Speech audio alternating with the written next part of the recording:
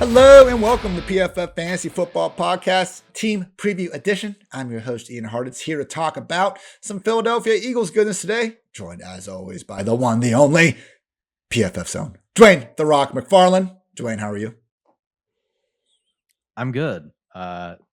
It's heresy. I still have my Cowboy shirt on. We will do the right thing for the Eagles, because as much as Ian and I love the Cowboys, we like to win fantasy championships even more. Dude, I think the Eagles are bringing back the Kelly Green jerseys. I think that was the storyline. Those are hot. Yeah.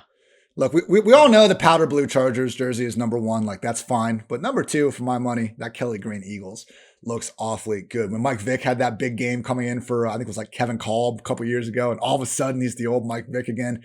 Fun times, everyone. Not going to be, actually, I do have another Mike Vick note for you guys later. But anyway, as we're going through the team previews, as we have done before, going to be looking at coaching changes, roster movement, before diving in deep into the quarterback, running back, wide receiver, and tight end rooms for all 32 teams over the course of the next 8 weeks. So strap on in. Let's talk some Philadelphia Eagles. And the coaching staff is back.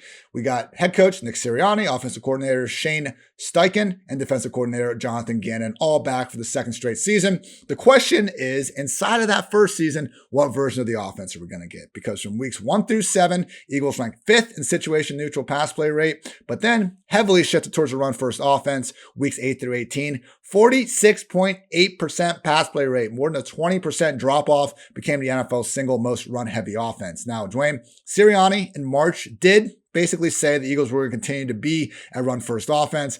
When you trade the house and then you decide to sign A.J. Brown to a $100 million deal, though, you can see why things will progress more towards being a pass-first unit. Where is kind of your expectation for the sort of passing volume we're going to have in this offense? Because this was a fast-moving offense, 5th in situation neutral, just pace last season. So that's good to hear.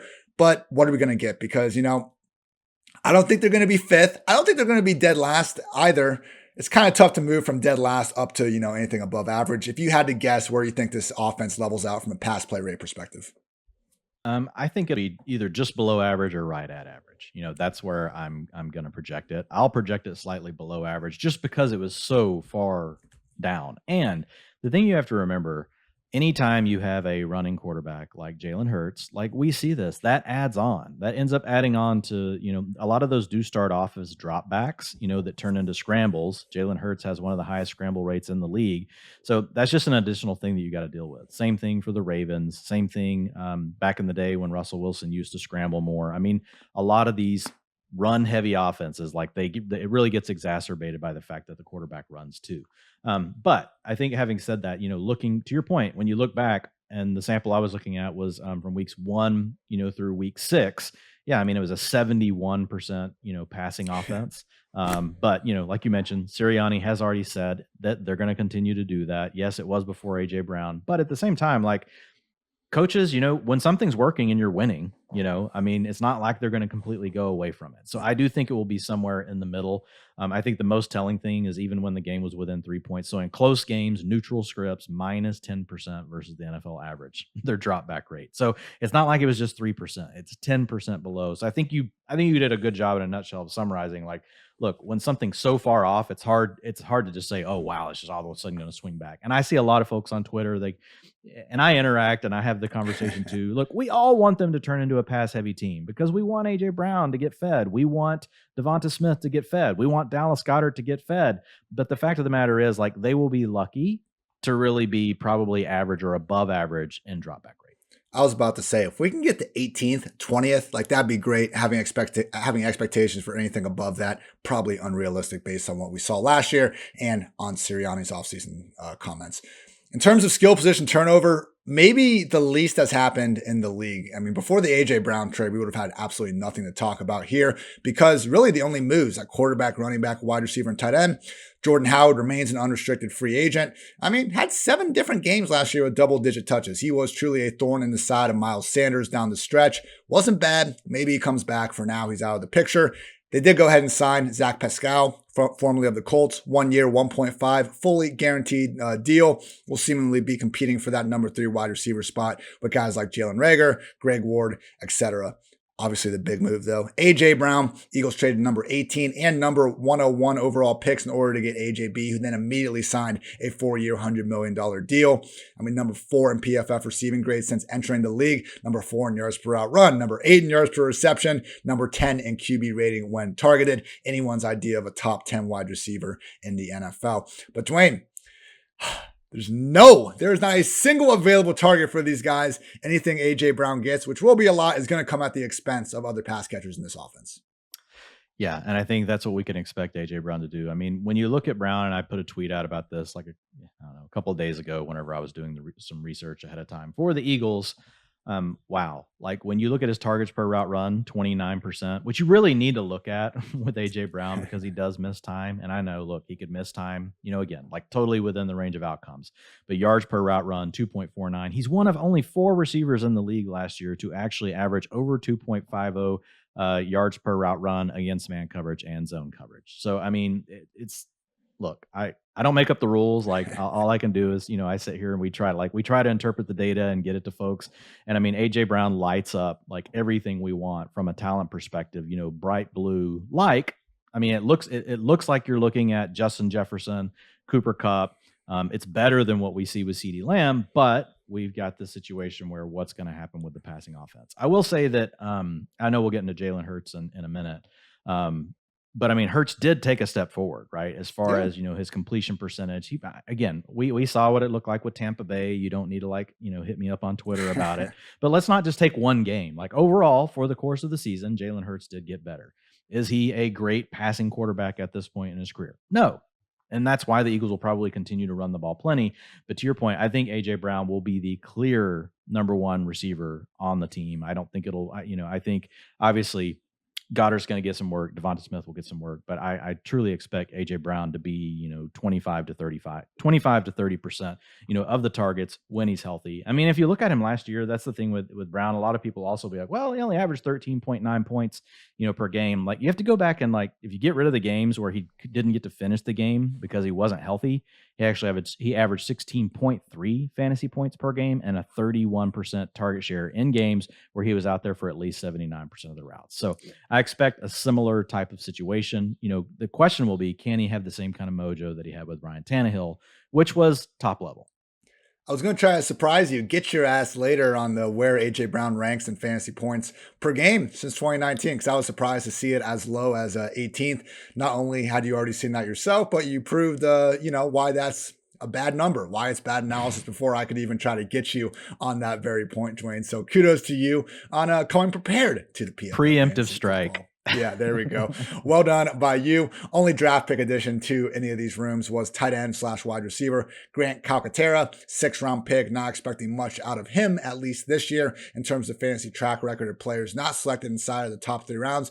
With that said, the only reason he fell this far was because of his kind of scary concussion history. So not ideal that he has a scary concussion history as someone that personally has a not exactly, what's the opposite of scary? I don't have a good concussion history. We'll put it that way.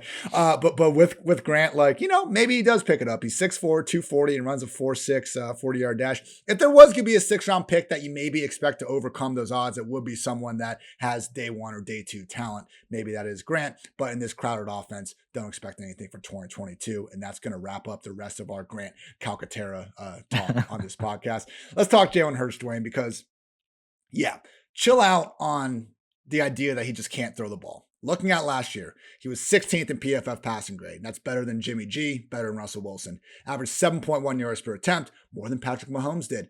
Even his adjusted completion rate was ahead of guys like Mac Jones and Josh Allen.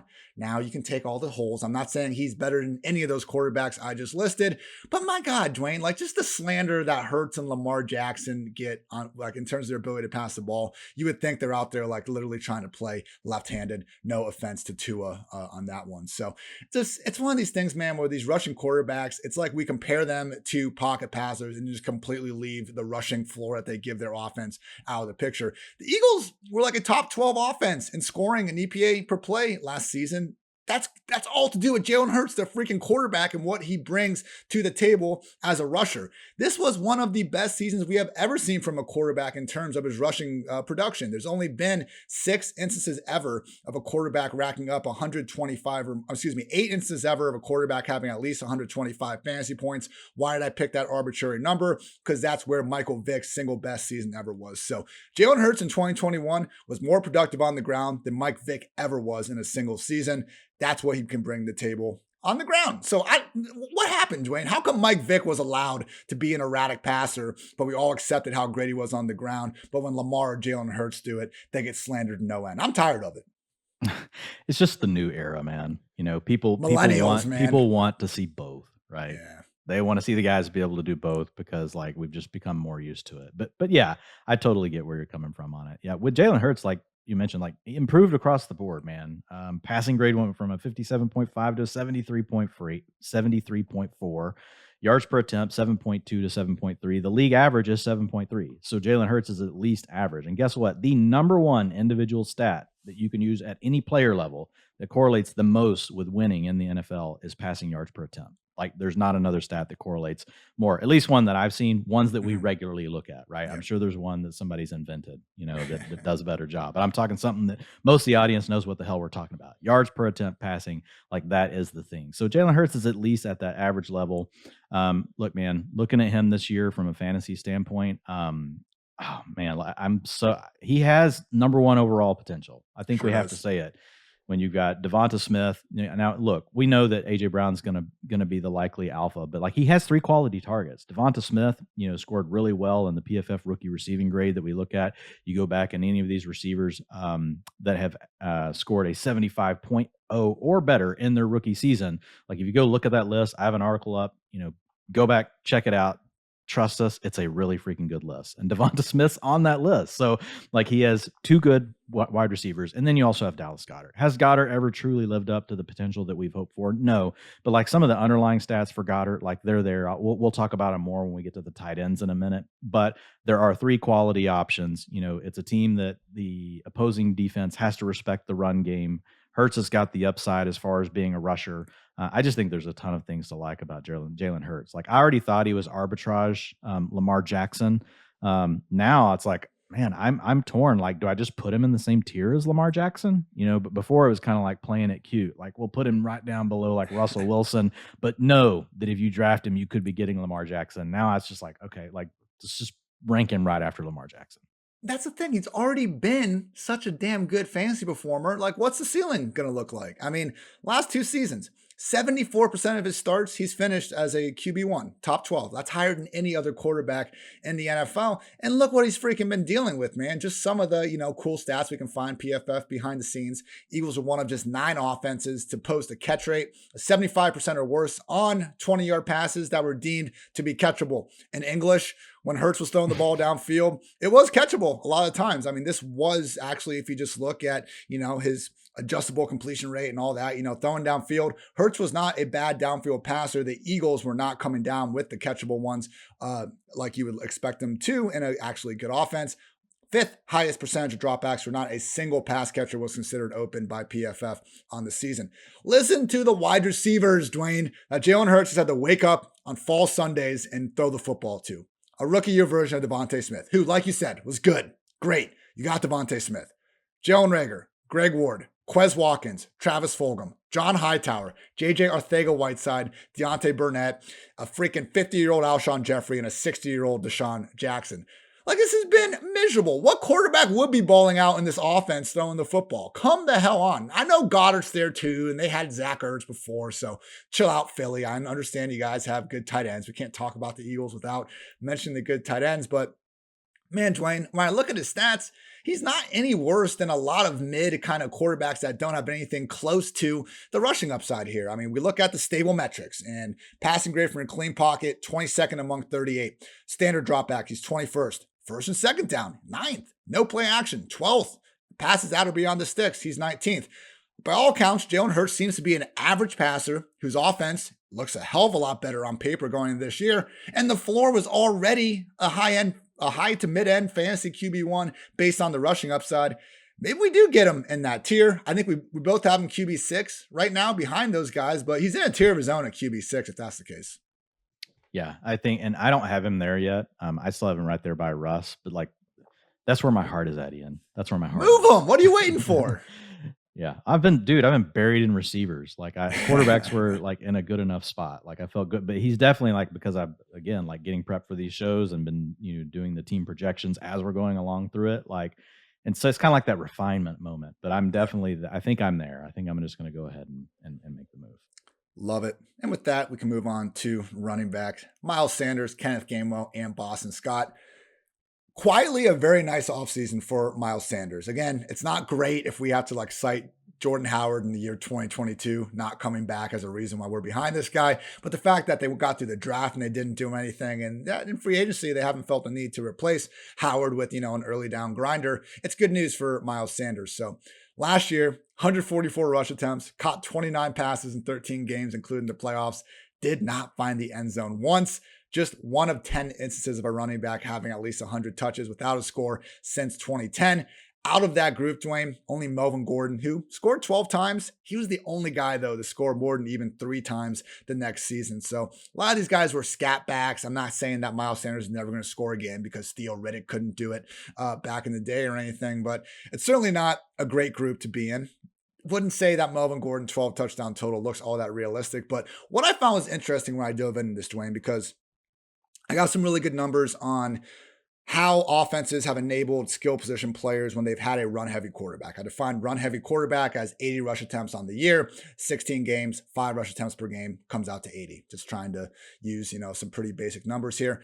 And it's not great for running backs, but the average running back rank for these offenses, and there's been 27 of them since 2015, so decent sample size, RB25 was the average and RB25 was the median. That's a higher actually than where Miles Sanders is going right now. So Miles Sanders, out of all these guys in the offense, is actually most fairly priced relative to having to deal with a run-heavy quarterback. But one of the things, Dwayne, like we've seen in Arizona, all those goal line rush attempts that James Conner was able to get, and they've kind of been able to have this highly productive fantasy running back time after time, regardless of who it is, just because of some of that goal line usage. And my initial thought was that Jalen Hurts was taking all that usage.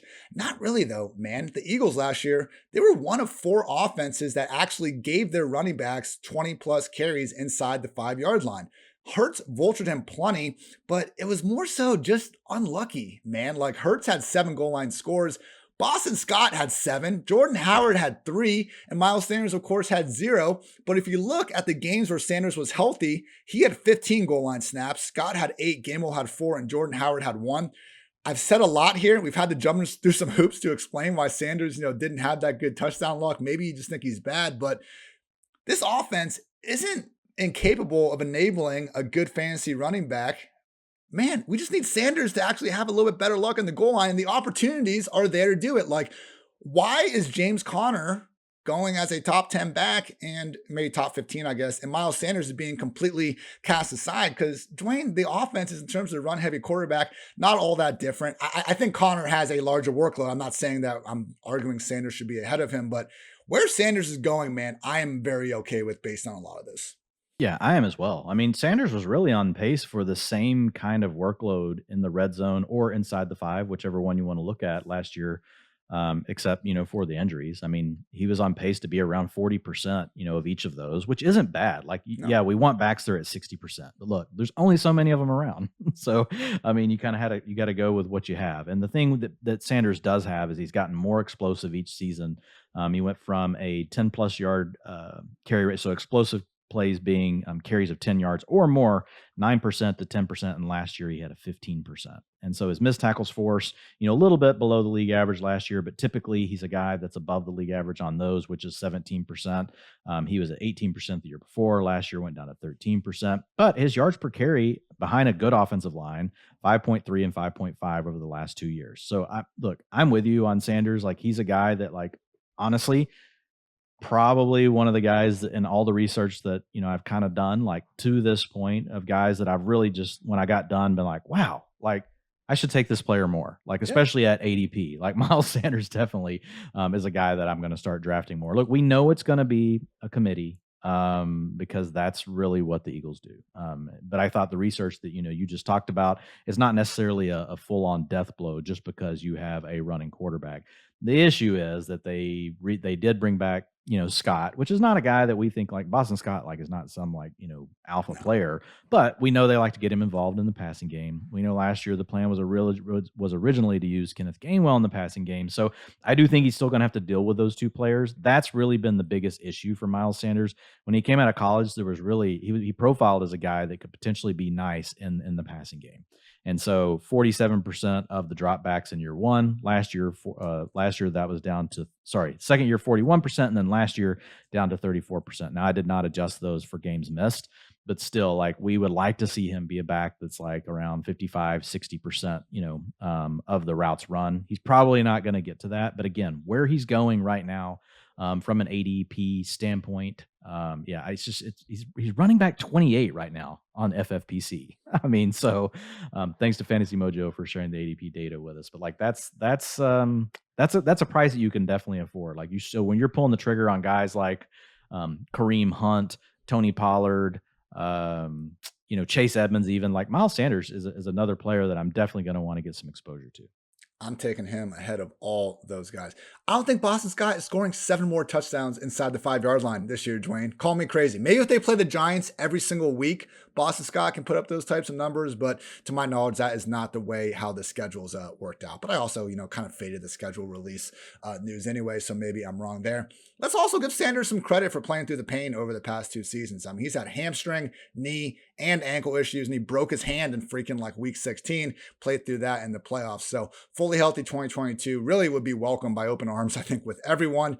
He's a great option if you find yourself loading up at wide receivers, because where he is going, he is truly shaping out to be one of the cheaper starting running backs. And again, 17 of 27 offenses with a run-heavy quarterback produced a top 30 running back in PPR points per game. So similar to our discussion on Ezekiel Elliott, like there are red flags for Sanders, and that's okay because all those flags are being priced into his ADP, and we are comfortable now taking overly priced, really. Overly priced. I mean, I'm with you. I have him ahead of Pollard, ahead of Edmonds, ahead of Kareem Hunt, ahead of Cordarrelle Patterson, ahead of James Cook, Michael Carter, Dameon Pierce. Like, those are the guys I have after him. The guys that I have in front of him, I've got J.K. Dobbins, Antonio Gibson, Ezekiel Elliott, Clyde Edwards-Helaire, Damian Harris, Josh Jacobs. But you know what? Like, you could talk me out of Damian Harris or Josh Jacobs. Like, you could talk me into putting him right behind Clyde Edwards-Helaire. The tier I have, Edwards-Helaire, Damian Harris, Josh Jacobs, Miles Sanders, all in the same tier. And Josh Jacobs goes right now, pick 20. Miles Sanders goes 28. I have Sanders RB25, so I have him ahead of basically everyone you just listed. Great day to be great. Let's talk about Kenneth Gainwell. A lot of people liked him coming out of Memphis. I don't know what they're putting in the water. In Memphis, those running backs they keep churning out, always fantastic athletes. Now, he had some flashes, most notably that Buccaneers game, even that Cowboys game in Week 18, but man, he usually needed a lot of negative game script to get there. The Eagles did give him 10-plus carries on 3 occasions, but man, in Week 18, They said, screw it. They rested their starters, and Boston Scott was rested alongside Miles Sanders, who had the broken hand, but Kenneth Gainwell was the one they put out there. And they said, knock yourself out, man, go off. He was out there on pass downs against the Buccaneers. That great. But was he out there on pass downs just because their starting running back had a broken hand? Like, that seems a little bit important in trying to catch the football, Dwayne. I'm not an NFL running back, but I don't know, kind of adds up to me. Why are we drafting Kenneth Gainwell? Because we're not expecting this to be a pass-first offense. We know Jalen Hurts is going to scramble instead of overly checking it down to the running back. And if Miles Sanders does get hurt, fully expecting Boston Scott and Kenneth Gainwell at best to form a 2-back committee. But dude, I think the Eagles would call Jordan Howard in a heartbeat and just get him back in the situation. Like, I don't know if they will ever give Gainwell a featured 3-back role. He was a 5th-round pick last year. Why is everyone still holding on to their pre-draft evaluations for Kenneth freaking Gainwell, Dwayne? Am I taking crazy pills here? Because I don't understand how Gainwell keeps getting all this hype. He's fine, but the Eagles treat him as a scat back, and I feel like the fantasy community wants him to be so much more. Why should we believe 2022 is going to be anything different for Gainwell when he's got the same players ahead of him that worked ahead of him the entire season last year?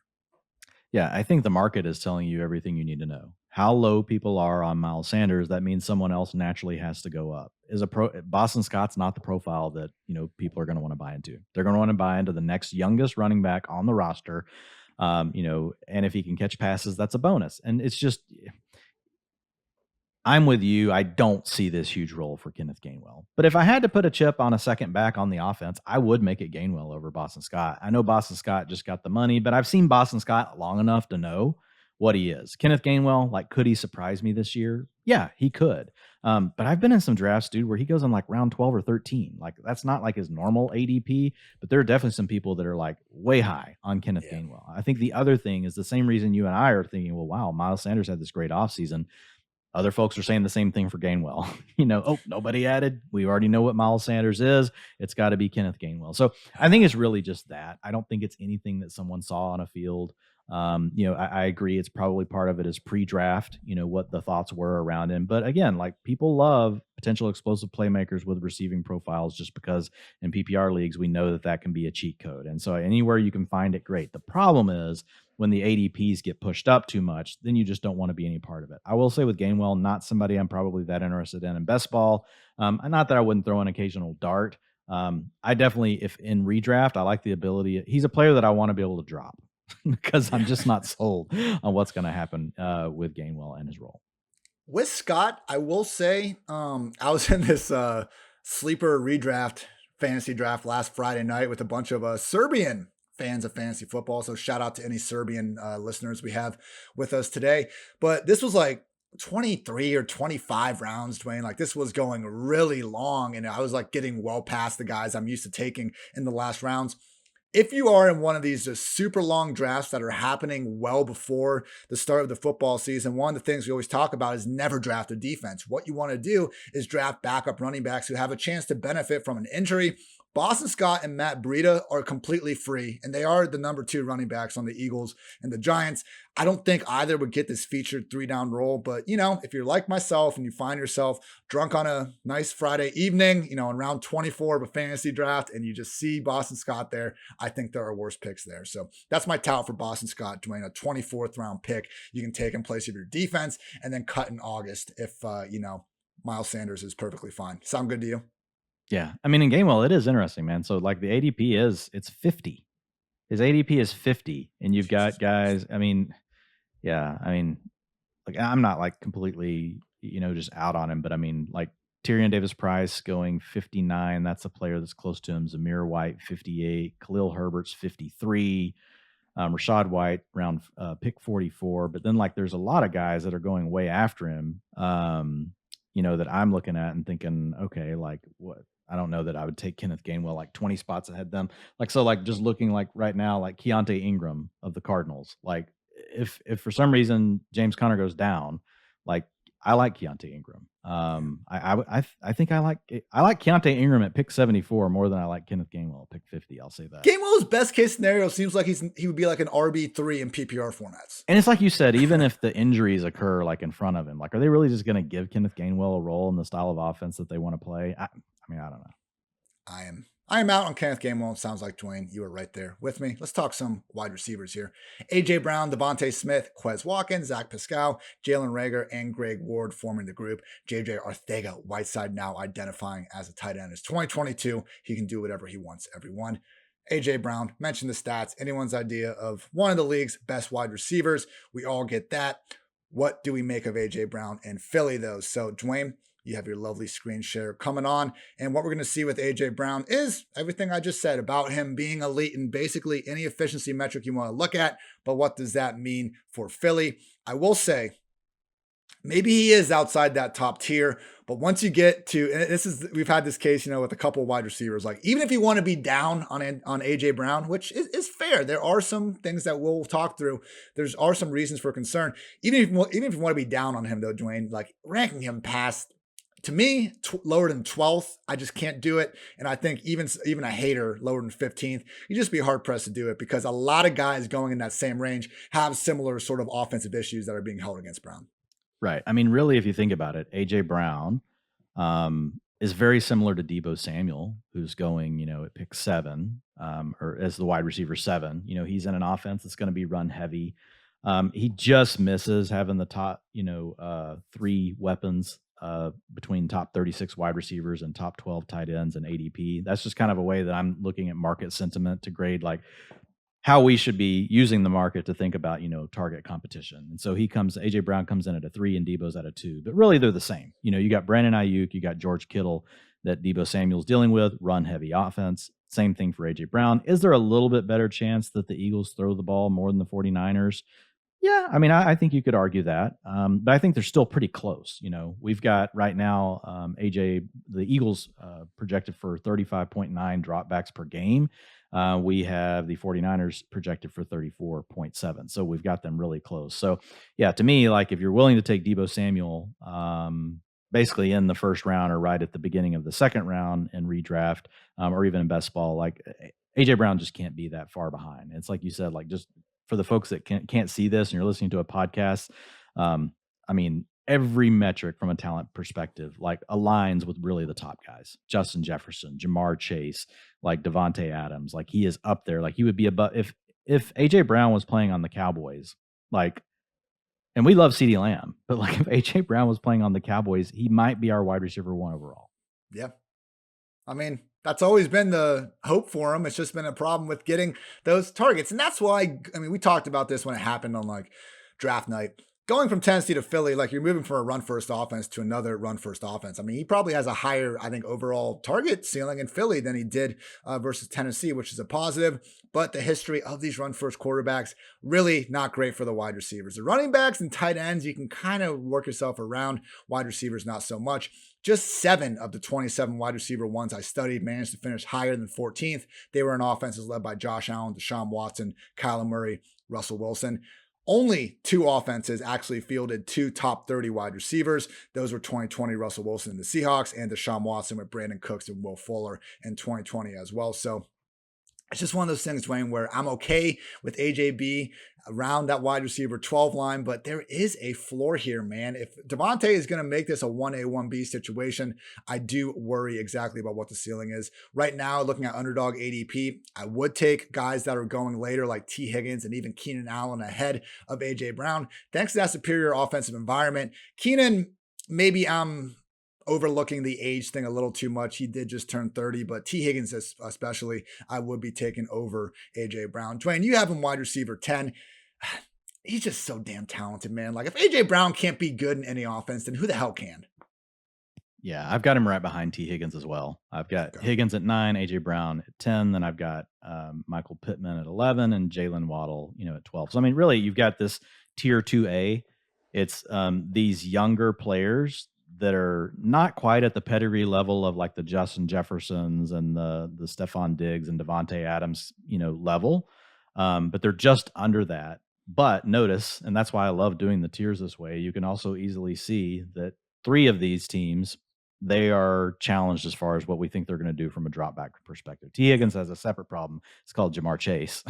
But like he could easily, I rank him above AJ Brown because I feel like more in the range of outcomes would be all of a sudden the Bengals are like, wow, we upgraded our offensive line. We've got a badass young quarterback. We are just going to unleash the passing attack. And then all of a sudden, T. Higgins is there. We just need the Bengals to be more like they were down the stretch last season than earlier in the year. I think it's a bigger stretch to say that the Eagles all of a sudden are going to go from being a team that won games, being basically a 50% drop back team, and now also has 2 other targets AJ Brown's got to deal with. I feel like there are more obstacles for him versus T. Higgins, even though his talent profile is actually like very top level, matches up with the guys at top. And that's really what's keeping AJ Brown's talent is what's keeping him inside the top 10. Like it would be most receivers cannot overcome like the challenges that he's facing and still be inside the top 10. The other thing is, and we've mentioned it on some of the other pods, honestly, man, there are so many landmines. Like we probably just need to do a complete episode walking through the wide receiver tiers again, because like things just are not stacking up right. Like quick examples, we know Deontay Johnson, DJ Moore, DK Metcalf, Terry McLaurin, all are in offenses where we know we've got issues as far as the quarterback goes, right? And we also know that they may not run a lot of pass plays. We think that the Panthers will, but you got Sam Darnold, maybe it'll be Matt Corral. Then you get to the next tier. Oh, we love Chris Godwin. Guess what? He's hurt. He's coming back from, an ACL injury. You've got Jerry Jeudy he's got nice underlying data points, but we haven't seen a complete season from him yet. Mike Williams, we saw 5 games of greatness last year.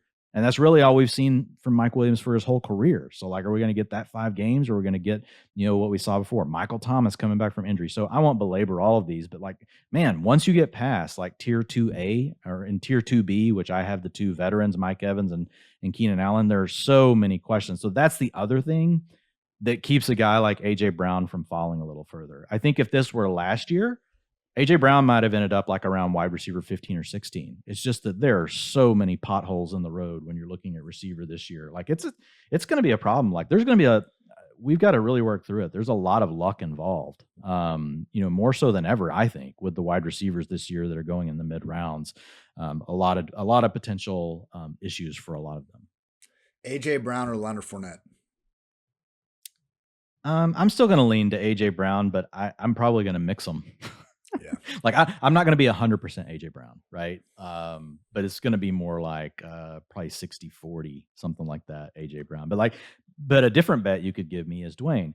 Girl Scouts coming to the door, and you have to, we'd have to put odds on it, but like, you have to pick like which player is going to score more fantasy points this season, AJ Brown or Leonard Fournette. Like, and if they're both healthy, it's definitely going to be Leonard Fournette. Yep. The thing with the running back is like, do you deal with an injury? But then you could also, the Girl Scout could say, well, A.J. Brown, like, he misses games every year. So, I mean, yeah, like, I would definitely say Leonard Fournette if you just made me pick right now on who's going to score more fantasy points. And that's kind of that's why I think when I've been doing these fantasy drafts, like in the first couple rounds, I just find myself coming away with multiple running backs if I can't get to one of these top 11 wide receivers that I just feel better about. And I know Brown's, at 10, so he's right there on that borderline. I don't hate him, but using a second round pick on AJB right now is just awfully tough for me to stomach. Notice how many wide receiver ones do I even have? I have 8. Yeah. There should be 12. I couldn't find 12.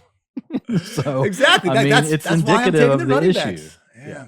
So quickly, but at the same time, I don't mind going with the double receiver early just because of all the problems we just talked about. With if you can get those top 8, that's fine. But I don't want to reach on kind of the second half. Like, you'd love to come away with Justin Jefferson and turn around and take Stephon Diggs. Like, that would be like. I still think the market's too low on Fournette and Connor and even Saquon. So I'm usually taking those guys ahead of, the perceived, in my opinion, riskier wide receivers in some of those early rounds. Then happy to, throw multiple shots at some of the more muddled wide receivers. So the study I keep mentioning about the 27 offenses with the run heavy quarterback. Again, average RB1 was 25th, average wide receiver 1, 27th, median moves up to 23. Average wide receiver 2, though, Dwayne, wide receiver 55, median only goes up to 51.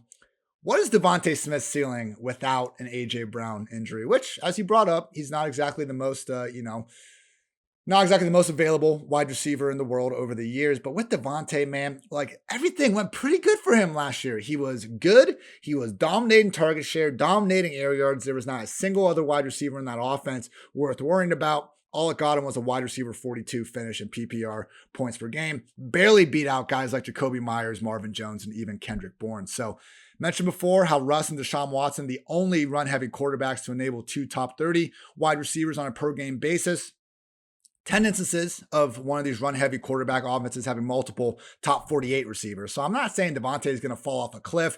I'm just not so sure there's a ceiling available in this passing game led by Jalen Hurts. We said a lot of really nice things about Jalen Hurts as a passer, Dwayne. I still don't think he's as good or in that tier even as your Josh Allen's, Deshaun Watson's, Kyler Murray's, and Russell Wilson's.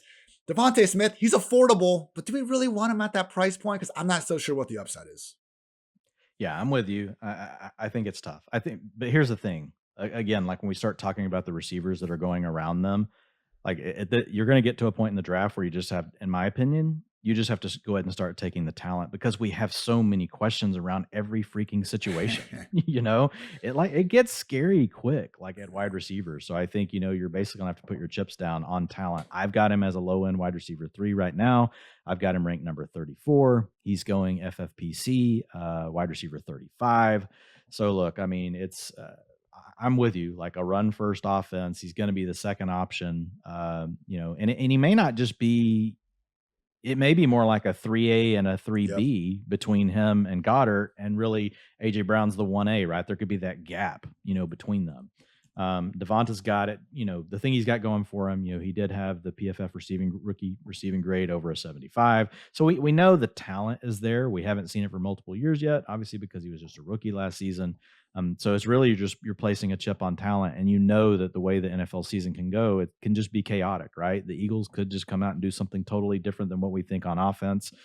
Defenses could dictate something to them that make them do something different on offense. We could see an injury to AJ Brown. I mean, there's just so many different things that can happen in a season. Once I get down into that low end wide receiver 3 range, that's why I built this tier the way I have it. DeVonta Smith, Rashad Bateman, and Treylon Burks. I've got them all sitting there together.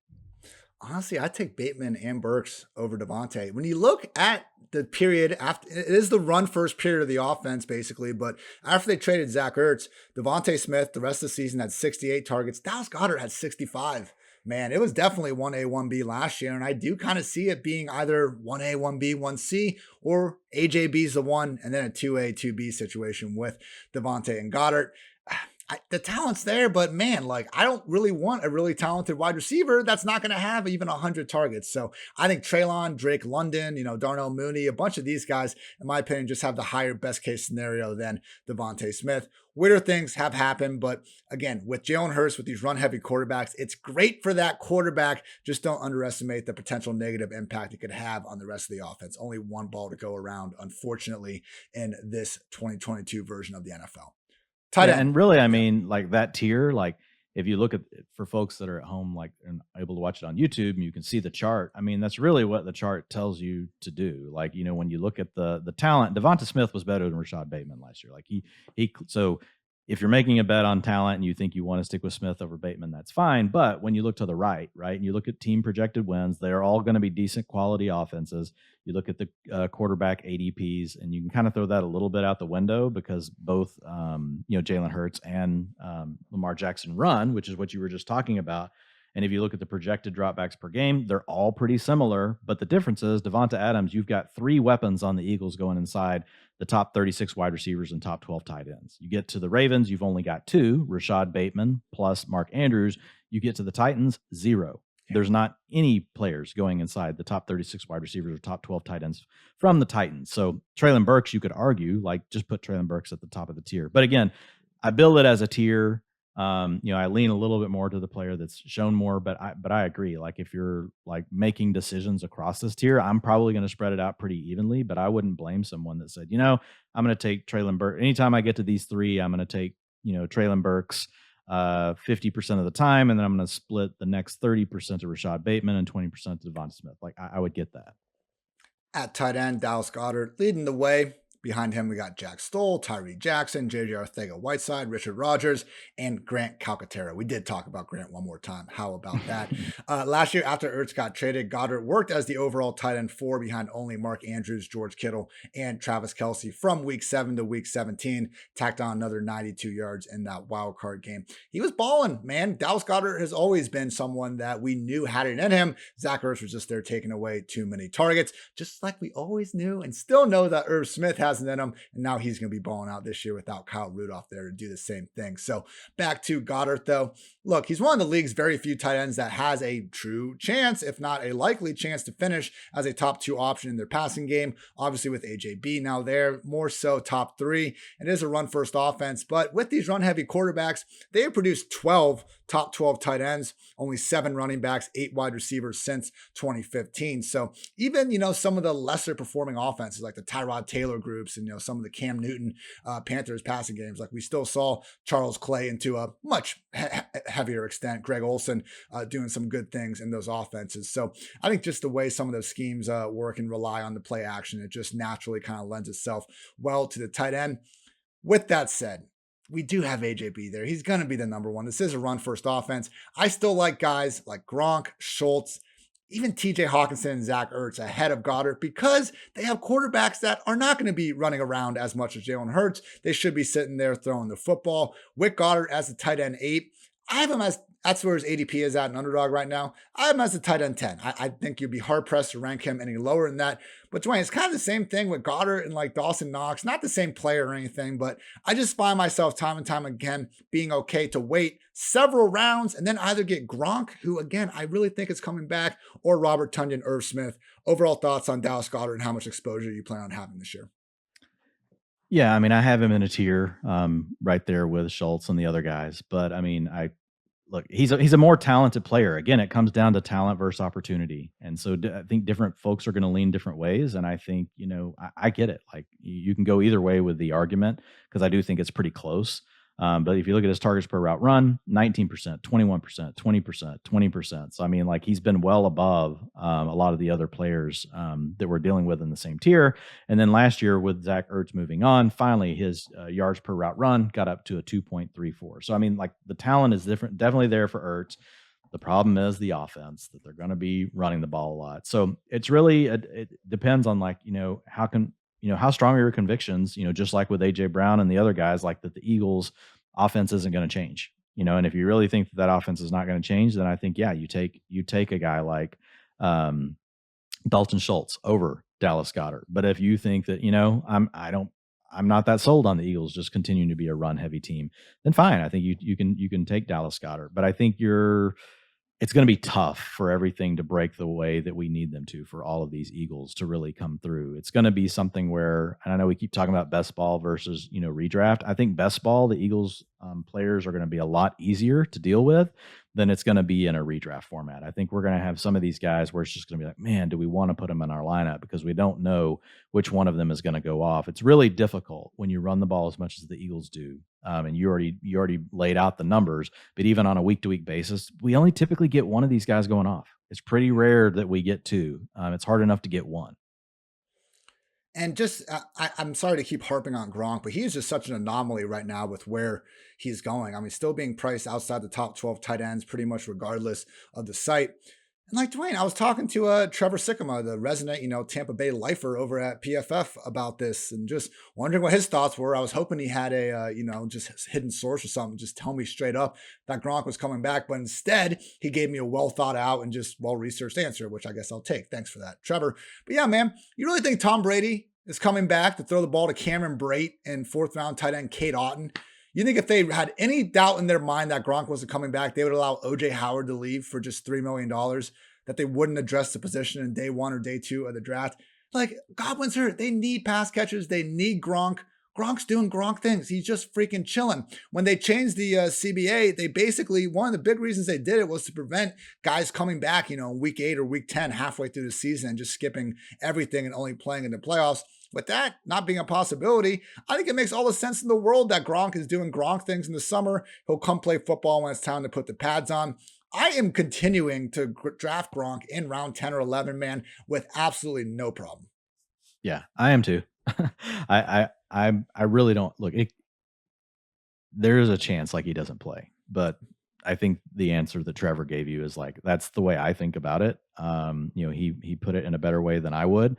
But yeah, like why would Brady be doing? Why would he be coming back if Gronk wasn't? And then why would they also let OJ Howard go? Like I totally agree with that line of thought. And look, here's the thing: like even if you're wrong, like the price you're getting on Gronk right now, like especially in redraft where you can still make up for it later and make a change. Like when we know we can stream tight ends and go after another tight end on the wire later. Like it just makes too much sense with the discount you're getting on ADP. Gronk could be the overall tight end 1 next year.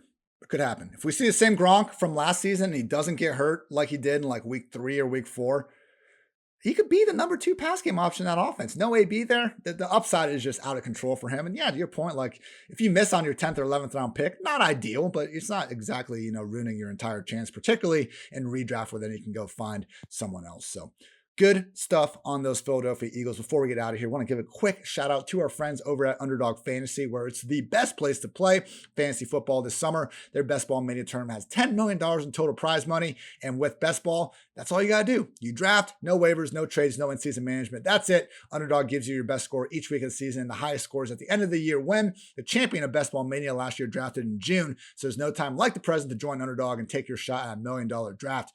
Plus, Underdog is going to double your first deposit up to $100 when you sign up with the promo code PFF. And if you play just 10 of those dollars using promo code PFF, you get a free PFF subscription. Best deal we have right now for a PFF sub. Again, use code PFF, deposit some money, play $10, and you will get that free PFF sub. Draft your best ball mania team today. Also, shout out to the best lawn care providers out there. Sunday, does your lawn have weeds, bare patches, pet spots? Sunday can help you solve all these problems and more the easy way. They got everything you need from fertilizer to seeds to weed control, and it's all delivered right to your door. And they are offering our lovely listeners 20% off. Full season plans start at just $129, and you can get 20% off at checkout when you visit getsunday.com/forecast. That's 20% off your custom plan at getsunday.com/forecast. Dwayne, do you think the Eagles should be the favorites of the NFC East? I mean, I think it's close.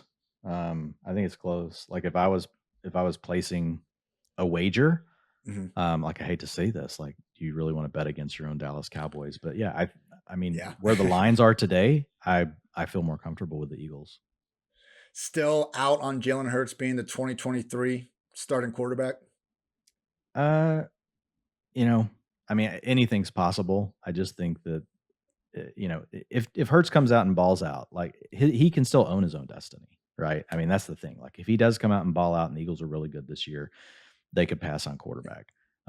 He could also come out and not play, very well. And, they're going to be in a position to take a quarterback in the first round next year. So look, I think it all just depends on the way he plays. But if I had to make a choice, I would say most likely he's not the starting quarterback next year.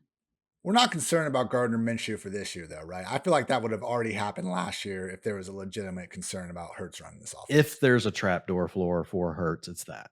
Yeah. Because if the Eagles are playing well, and now that they've gone and added A.J. Brown, you draft DeVonta Smith in the first round last year, you paid Goddard. I could see them getting to a point like if they started really badly, I don't think he's completely safe. I think you could see Gardner Minshew. I think that's the trap. But the upside is so high with him and where you're getting him, and from an ADP standpoint, it's just a risk that's fine to take. But that probably is a good enough reason why we shouldn't be getting too greedy and throwing them into that top 5 mix. Like that would be the differentiator. I'm not worried about, Huntley taking over for Lamar Jackson in Baltimore. Right. I don't think Kyler Murray has to worry about Colt McCoy sneaking up behind him and taking that job the same way maybe with Minshew. So not a big concern, but, a tiebreaker down the stretch. That's fine. I did put a poll up on my Twitter just saying, who do you think will be a 2023 Week 1 starter? Jalen Hurts, Tua, both, or neither? And including the both and the Jalen, 78.8% of you think that Jalen Hurts will be a 2023 Week 1 starter. Seems a little optimistic, but I'd probably put it around, I think it's more in that 50 to 60% range, Dwayne, because it's not even that it's an indictment on Hurts. I just think that based on this quarterback class coming up and just the new kind of ability for teams to move these veteran quarterbacks that are kind of more proven, again, it's not saying that Hurts is going to get beat out by Minshew or a lesser player, but I think it's fair to say he's not this top 10, top 12 passer, probably won't ever be. And with that in mind, you could see the Eagles move in a different direction because clearly they're in their win now window right now. Yeah, totally agree. I mean, if you want to make it a coin flip, I think that's fine. But if I had to pick, I would say he's not the starter next year. We will find out, and we will get through plenty more team previews for the rest of this summer. Going to have Washington and the Giants along the way after we finish the NFC East. I think we're moving on to the AFC North, but we will figure that out at a later date. So for Dwayne, I'm Ian. Thanks as always for tuning in to the PFF Fantasy Football Podcast. And until next time, take care, everybody.